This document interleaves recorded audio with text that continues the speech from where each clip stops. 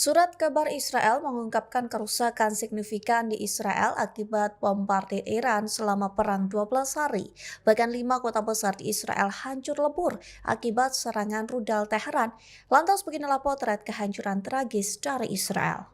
Dikutip dari Al-Mayadeh.net, 5 kota besar Israel yang rusak parah yakni Tel Aviv, Ramat Gan, Beit Yam, Holon, dan Bnei Brak. Dilaporkan kerusakan signifikan terjadi di 5 kota Israel itu. Surat kabar Israel melaporkan sekira 200 bangunan rusak parah. Selain 5 kota besar itu, rudal dan roket Iran juga menggempur beberapa wilayah lainnya, seperti Givatim, Holon, Ramat Hasaron, dan Herzliya. Sementara perencanaan distrik Tel Aviv yakni Eras Ben Eliezer melaporkan distrik Tel Aviv mengalami kerusakan paling parah di Israel. Padahal Tel Aviv sendiri merupakan salah satu kota terbesar yang dipadati oleh penduduk. Ben Eliezer mengatakan Israel mengalami situasi yang rumit akibat gempuran Iran. Pihaknya memperkirakan akan memakan waktu bertahun-tahun untuk memperbaiki kerusakan. Bahkan ditafsir Israel mengalami kerugian besar hingga 5 miliar US dollar.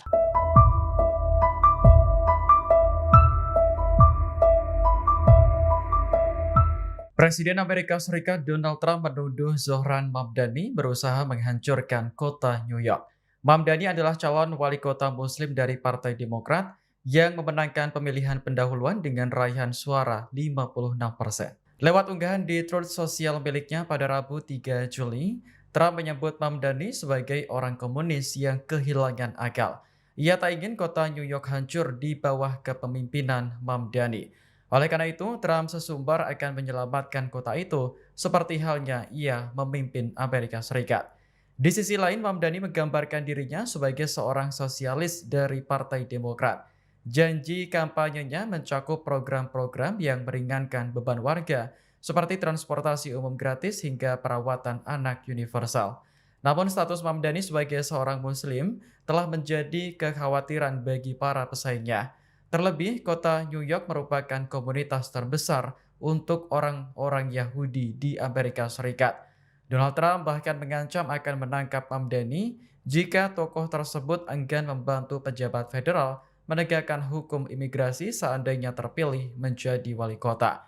Bagi Mamdani, tindakan tersebut terkesan seperti meneror orang dan penggerebekan yang dilakukan petugas dianggap tidak memiliki kepentingan hukum. Iran diduga mengangkut sekira 5.000 ranjau laut ke Teluk Persia. Tak hanya itu, Iran pun kembali menutup wilayah udaranya dari semua penerbangan. Akankah Iran sedang bersiap-siap untuk melanjutkan perang? Al Arabiya melaporkan wilayah udara Iran ditutup untuk penerbangan transit internasional. Hal itu disampaikan juru bicara Kementerian Jalan Raya dan Pembangunan Perkotaan pada Rabu 2 Juli. Iran menutup wilayah udaranya dengan alasan demi keselamatan. Bahkan pembatalan penerbangan internal dan eksternal dilakukan hingga hari ini Kamis 3 Juli. Sementara penutupan wilayah udara itu terjadi hanya beberapa hari setelah Iran mengizinkan penerbangan transit internasional untuk menggunakan wilayah langitnya.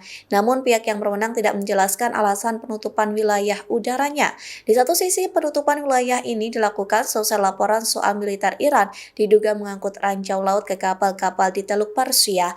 Militer Iran diduga memindahkan ranjau laut sejak bulan lalu. Perlu diketahui Teluk Persia ini terletak di Iran yang berseberangan dengan Teluk Oman. Wilayah ini menjadi jalur terdekat bagi Iran jika negara itu hendak memblokade Selat Hormuz yang berada di antara kedua teluk.